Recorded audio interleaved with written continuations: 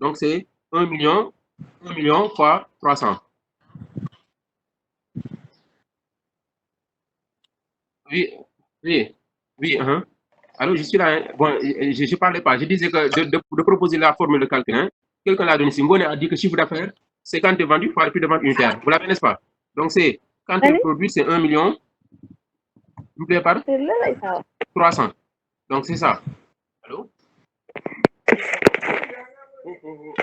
Allô? C'est ça, n'est-ce pas?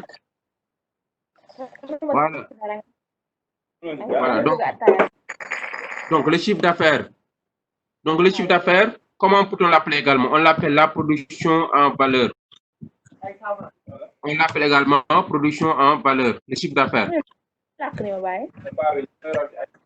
Valeur, c'est la contrepartie en CFA. Donc, une entreprise va produire 1 million de bouteilles de jus.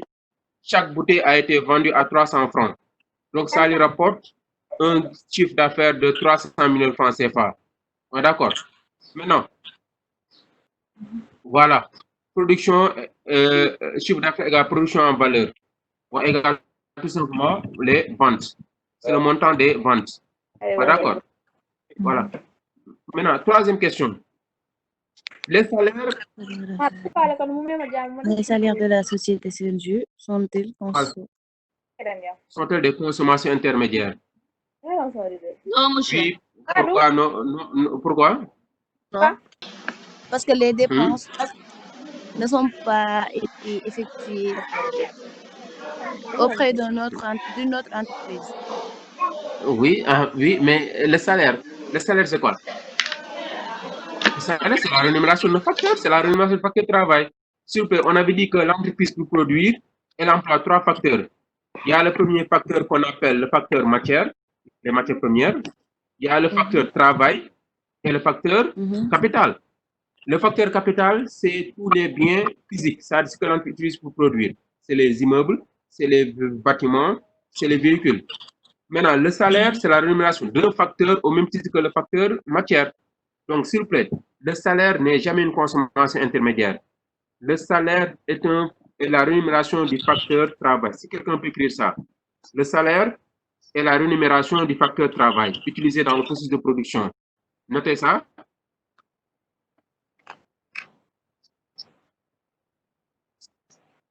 Si quelqu'un peut écrire ça, le salaire est la rémunération, le salaire est la rémunération, le salaire est la rémunération du facteur travail utilisé dans le processus de production. Le salaire est la rémunération du facteur travail. Le facteur travail est la rémunération du facteur travail utilisé dans le processus de production.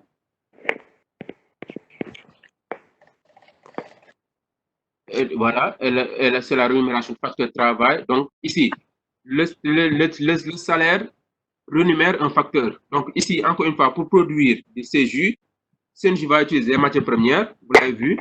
Senju va utiliser des hommes, c'est le travail. Senju va utiliser également des usines, des matériels. Ça, c'est le facteur capital. Donc, le salaire ne sera jamais une consommation intermédiaire. Le salaire, c'est la rémunération de notre facteur de production utilisé aussi dans le processus de production. D'accord.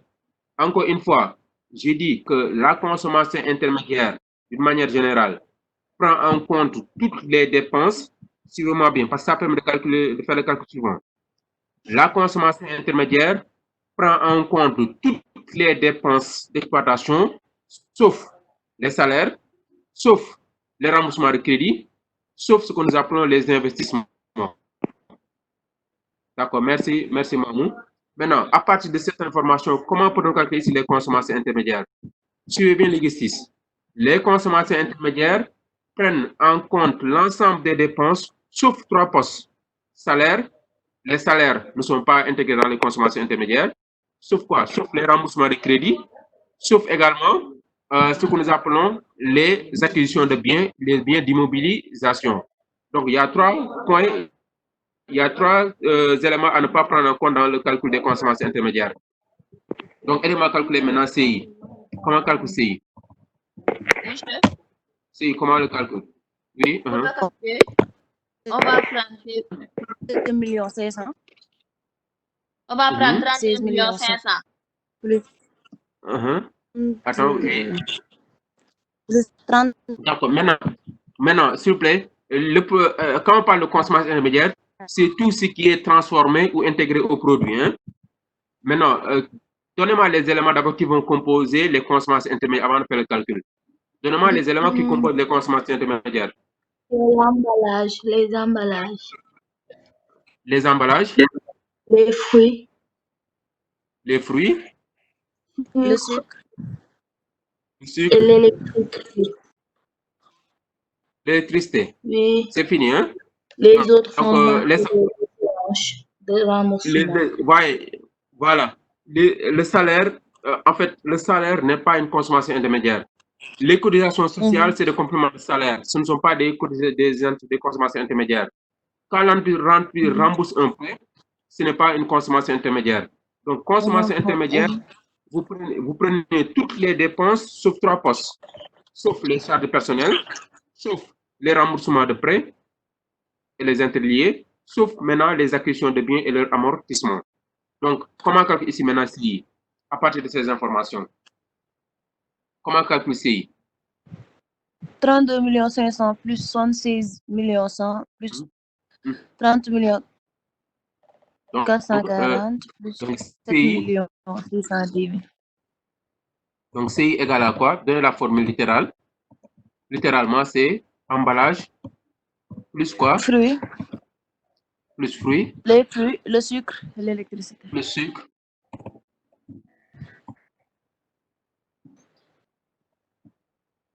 Le sucre. Plus quoi d'autre? Plus électricité. Électricité. Voilà. Maintenant, voilà, essayez de calculer. Vous avez la formule. Consommation intermédiaire prend en compte que les dépenses en emballage, les dépenses en fruits, les dépenses en sucre et les dépenses en électricité. À partir de comment on calcule? Monsieur? Oui. Est-ce que consommation intermédiaire signifie la valeur ajoutée? Ah, non. Je disais que la consommation intermédiaire permet de calculer la valeur ajoutée. Je dis que la consommation intermédiaire, c'est ce qui est déduite des ventes. Valeur ajoutée, c'est égal production moins consommation intermédiaire. Tu te rappelles? Oui. Donc, la consommation intermédiaire ou les coûts sont déduites des ventes pour donner la richesse créée par l'entreprise. Donc, la consommation n'est pas la valeur ajoutée. Hein? C'est la valeur ajoutée qui est calculée à partir des consommations intermédiaires et de la production. D'accord. Donc, en valeur, c'est combien maintenant? Vous prenez 32 millions.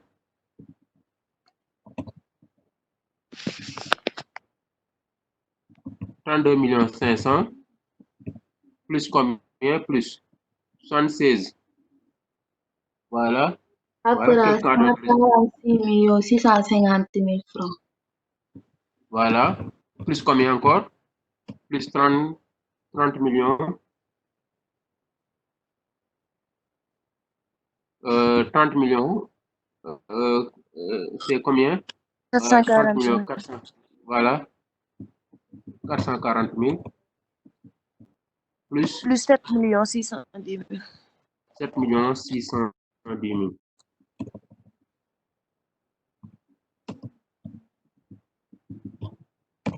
Voilà.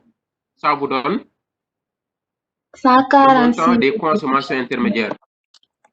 Donc, ça fait 146 millions. 146 millions. Mais aussi 650 000. Ouais. Voilà.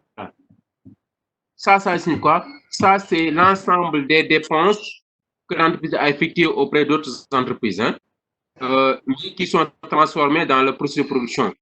Donc, si vous suivez bien l'exercice, troisième ligne de l'exercice, on vous a donné une définition de la consommation intermédiaire. Consommation intermédiaire, c'est quoi? C'est les biens et services achetés à d'autres entreprises. Hein? Donc, donc ici, l'entreprise va dépenser combien? 146 650 000 francs, selon vos calculs. Hein? Maintenant, comment calculer maintenant la valeur ajoutée? Connaissant le chiffre d'affaires, connaissant les achats de biens et de services transformés, comment calculer la valeur ajoutée maintenant? On prend Valeur ajoutée égale chiffre d'affaires moins la consommation intermédiaire. Voilà, ça fait combien?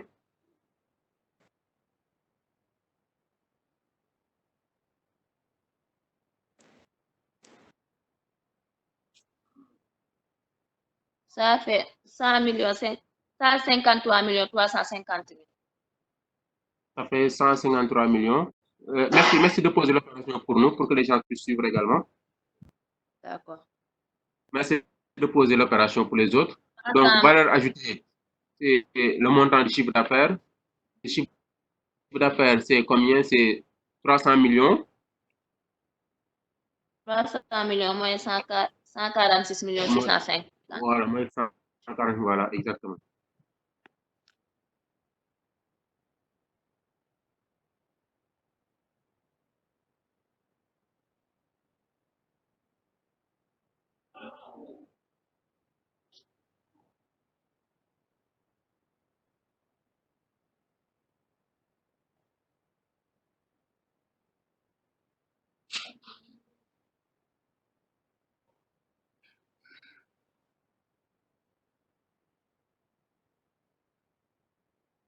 Allô, vous êtes là?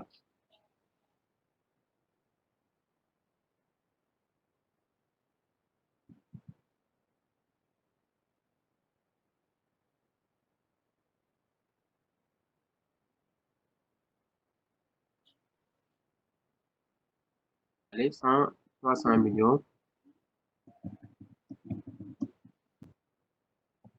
moins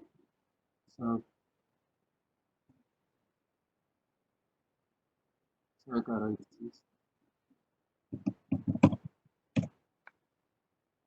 Donc, vous avez combien le résultat? 153 millions 350 000. 153 000. Écrivez le résultat, s'il vous plaît. Voilà. Voilà. Investissement, voilà. Investissement, c'est ce que nous appelons investir, acquisition de biens, c'est ce que nous appelons formation brute de capital fixe. Pour répondre à Fat Bintou. Investir, c'est l'acquisition de capital fixe, c'est formation brute de capital fixe. Maintenant, avec l'utilisation, on parle maintenant de consommation de capital fixe, c'est les amorts, c'est les amortissements. Ça, c'est le terme macroéconomique ou le terme économique. Hein. En comptabilité, vous dites amortissement. En économie, on dira consommation de capital fixe. Voilà. Et ceux qui ont trouvé le même résultat que cette personne-là, qui a trouvé ça? Qui a trouvé ça?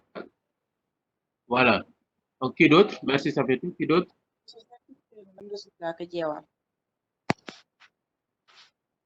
Voilà. Donc, c'est bon. Voilà. Maintenant, s'il vous plaît, le calcul de la consommation intermédiaire ne prend pas en compte trois postes. Vous avez les salaires, les charges, les salaires auxquels on ajoute les charges personnelles. Vous avez également les intérêts bancaires. Vous avez également les acquisitions de biens qu'on appelle les immobilisations en économie de formation de capital fixe. Maintenant, cinquième calcul à faire, c'est le calcul du bénéfice. Le bénéfice, oui.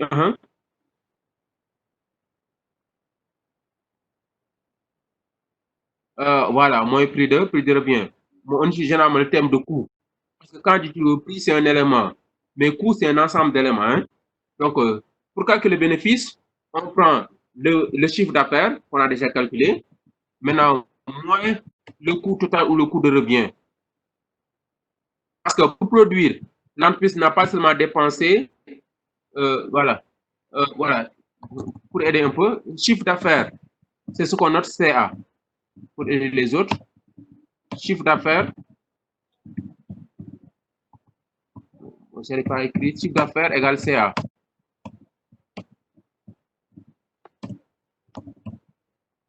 Égale vente. Ce sont les ventes. Voilà. CI, consommation intermédiaire. Bon, c'est les dépenses. Voilà. C'est bon pour toi, hein? Donc, chiffre d'affaires, c'est ce que nous appelons les ventes, ce que nous appelons production en valeur. Voilà. Maintenant, aider maintenant Salif à résoudre le problème. Maintenant, une entreprise, pour produire, ne dépense pas seulement en matière première. Elle paye les salaires, elle rembourse à sa banque des intérêts, elle achète également des biens d'équipement. Maintenant, dans ce cas, comment calculer maintenant le coût total ou le coût de revient? C'était le coût de revient. On dit coût total. On dit coût total ou coût de revient. Comment le calcul? Monsieur, Oui. on fera la somme des échéances de remboursement plus les dépenses que l'on va soustraire avec, comment dirais-je, les chiffres d'affaires. D'accord. Donc, ce qu'il faut comprendre, que le coût total ou le coût de revient prend en compte l'ensemble des dépenses, qu'elles soient liées à l'exploitation ou non. Donc, ce qui veut dire, si on a calculé le coût total, prenez en compte toutes les dépenses effectuées par l'entreprise. Les dépenses en matière première, les dépenses en salaire, les dépenses en remboursement de prêts. Vous faites leur somme, savoir exactement ce que l'entreprise a dépensé pour produire ce bien ou ce service. On l'appelle coût total ou coût de revient. Donc, donnez-moi la valeur maintenant. Comment on la calcule? Posez les différentes, les éléments de calcul Monsieur, du coût total. Oui, oui. 300 millions 300 millions. moins le Voilà. facteur de 146 650 000 plus 153 350 000 et on fera la somme. D'accord. Donc, tu prends les consommations intermédiaires, ou bien c'est pas ça? Oui. Plus. Je vais additionner les consommations intermédiaires plus les échéances que je vais soustraire avec les chiffres d'affaires. Mais et les salaires, qu'en est-il? Oui, je les ai inclus dedans. Voilà. Donc, essayer de nous poser la formule de calcul pour voir, pour aider les autres. Bon, tu peux écrire la formule de calcul pour que les autres puissent comprendre. D'accord.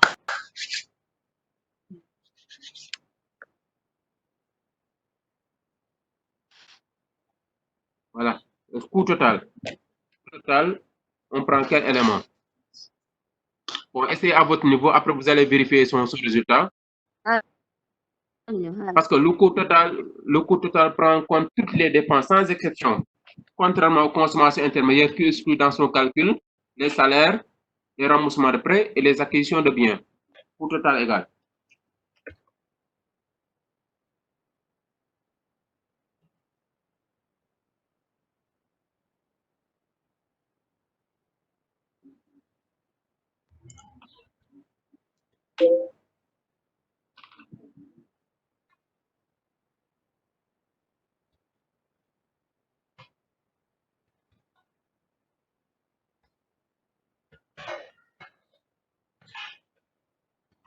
Donc, coût total, l'entreprise ne paye pas seulement les achats de matières premières, elle paye les salaires, elle paye l'ensemble des dépenses d'exploitation et hors exploitation. Maintenant, ces éléments doivent être pris en compte maintenant dans le calcul du coût total.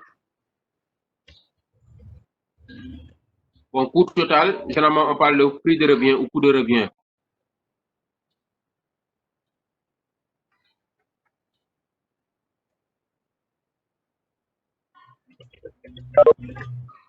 Et